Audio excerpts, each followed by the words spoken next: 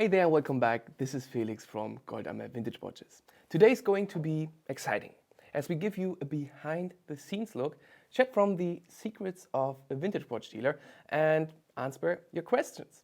Questions like how and with what we started our watch business, where we buy our watches, how and where we sell them, what our biggest hurdles were, and what our monthly expenses are, and much more. So let's not mess around and start right away with the first questions that have been asked very often. How to step a foot into the industry, how it started and with which capital, how to start your own business, how to build a watch business from scratch, and what were your biggest hurdles. My brother Mark founded Goldammer Vintage Watches in January 2018 with a great passion for classic vintage pieces, but a budget of only 10,000 euros in the first year. For this small business, he was the brand, the expert, and the salesperson all rolled into one. We can say that starting and overcoming to put out all your eggs into one basket was the biggest hurdle of all that followed. Mark started buying watches at an average price of 200 euros through online ads and eBay, invested some money in his service, and resold them for a small profit. This went surprisingly well. After the first year, he already had a turnover of 50,000 euros, but no profit. But profit is not important when starting your own business. You just have to prove that your business model works. And it did. So the market was there. But he needed more capital to buy more and higher quality watches, which brings us to the next hurdle. How we get more money. Who is going to give us a loan? Other hurdles were not long in coming, such as where we can buy even better, how we can expand our network, how do we reach more customers, how many employees do we need to handle all the logistics, and so on and so forth. But we just want to summarize this topic here and not go into each point individually because there's so much to tell about and that would go beyond the scope of today's video. In the future I will make an extra video and we will explain all the hurdles and problems but also solutions in detail, from the foundation and motivation up to how we got a credit and how we see our future. This might be interesting for many of you who are flirting with the vintage watch business model yourself. The next often asked question is the price definition in buying and selling. How to spot a good deal.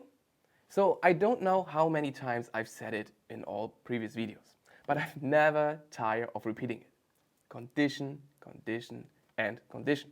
The condition of a watch is the key to a good purchase. The price for it should play a minor role for you in first place. You can find all the details to this specific topic in our video, Vintage Watch Buying Guide, The Golden Rules. So how do we find a good deal? Of course, the easiest way is to buy from trustworthy and reputable dealers.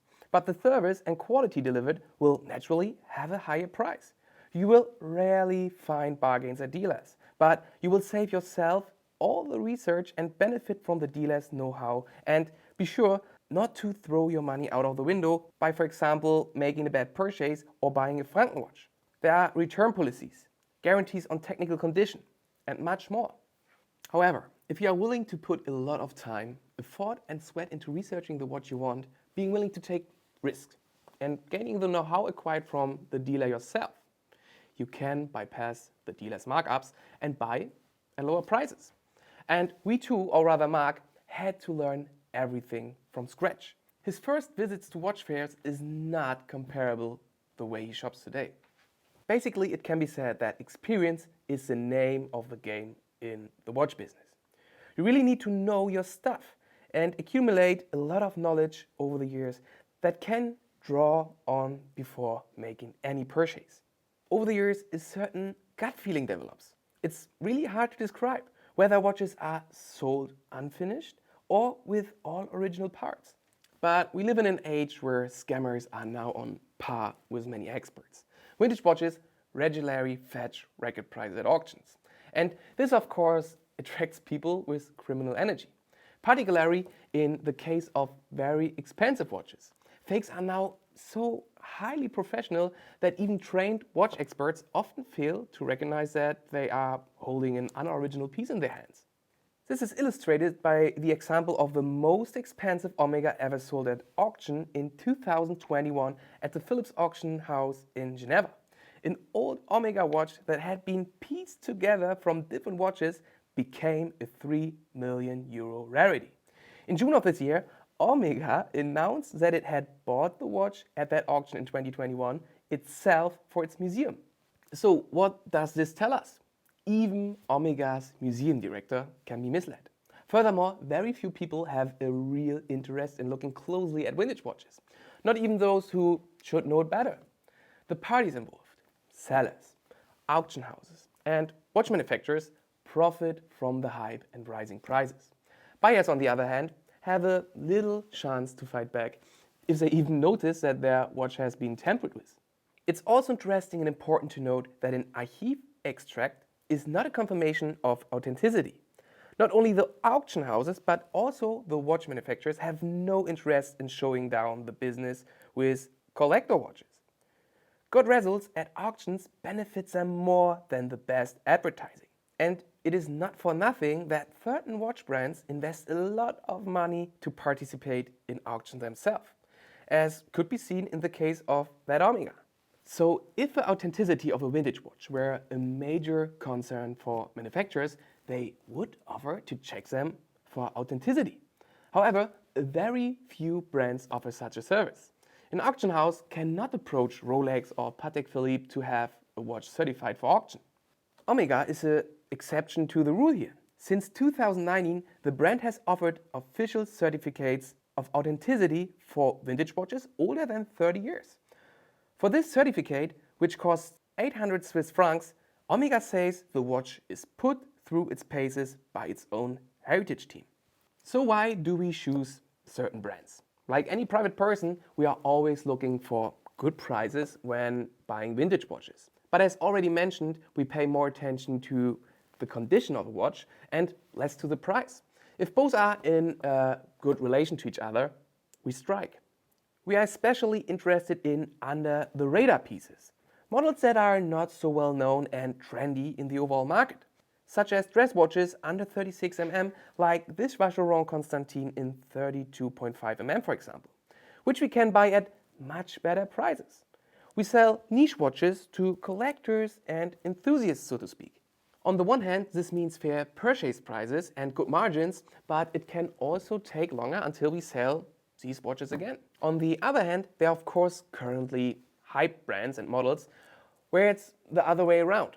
A good example of this are old Rolex and Cartier models. We don't have nearly as good margins on a Rolex Datejust or Cartier Tank as we do on IWC, Venice, Omega and the like. On the other hand, they sell fast and still make good sales in mass. Finally, from our perspective as dealers, we can say that we only buy what we personally like, without wondering if the watches will sell quickly and still be successful. Also, many have asked how we set our selling prices. After we buy the watches, we put each watch through its paces with our watchmaker. Then we sit down at this table in the beginning of each week and plan the upcoming drop. We select 6 to 8 watches from different brands with different designs and put together a deal that we upload to our website every Thursday. Setting the sale price is not rocket science and is of course based on the condition of the watch, current market prices and also our purchase price. Also on this topic there is already a whole video where we got into every detail. 4 tips for valuing your vintage watch, a beginner's guide. I'll link you the vid in the video description. However, also be careful with the market prices because many prices you find online are the asking prices and not the actual selling prices. If you're looking for the value of a vintage watch, you should always use the price of currently sold watches as a guide. This is a much better reference point than the prices available online. The next often asked question goes into marketing direction. How do our watches find their enthusiasts? I think that's a very exciting question because we are very proud of the development from 2018 to today. There's a lot happened in the past 5 years.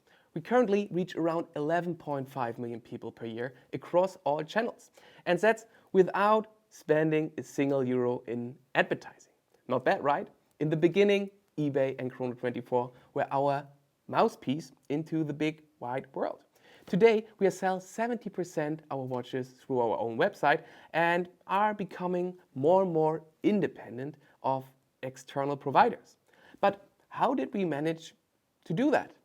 Our marketing and reaching new customers is based on 4 pillars. A professionally managed website with weekly articles on exciting topics from the world of vintage watches, Instagram, YouTube, and an email list of now 4,000 vintage watch lovers.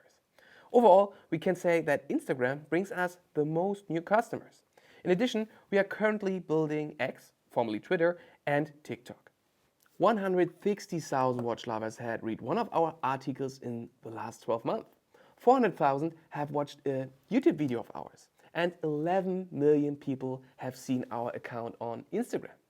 Of course, we also reach new customers through Chrono24, for example.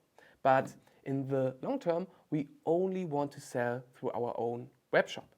So, as you can see, we reach a lot of people from different countries with different incomes. Which brings us to the next question. Can we imagine selling cheaper watches again? Those who have not been following our journey for too long will of course not have noticed that the watches we are offered for sale have become more exclusive and correspondingly more expensive. About 2 years ago, we had a much larger selection of watches in the price range from under 1,000 to 2,000 euros. Currently, our cheapest watches are around 2,000 euros. But why do we do that? Surely, there are many great affordable watches with which we could certainly make many lovers with smaller financial possibilities happy. But being a vintage watch dealer, or a watch dealer in general, has a much higher cost than you might think at first.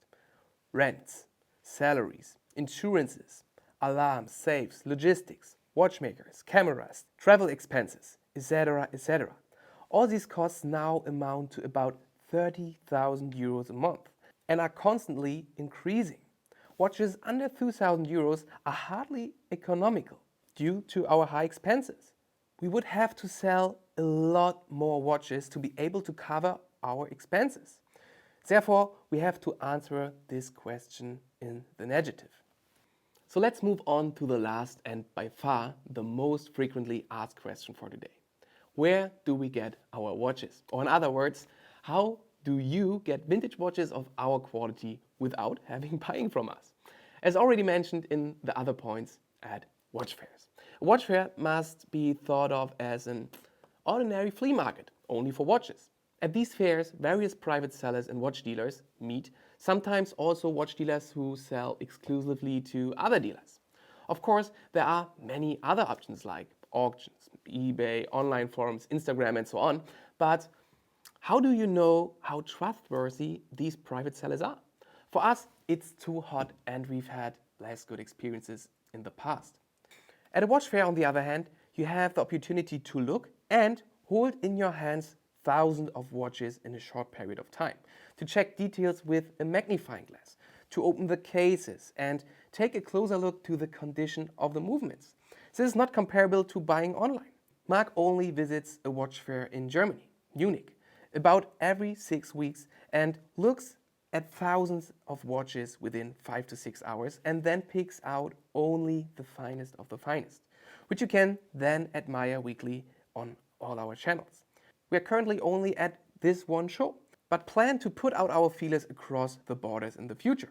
So if you have any experience with other fairs and which ones are worthwhile, please let us know in the comments.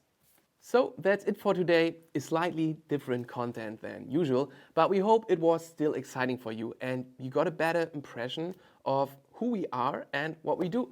So have a nice day and I hope to see you again in our next video.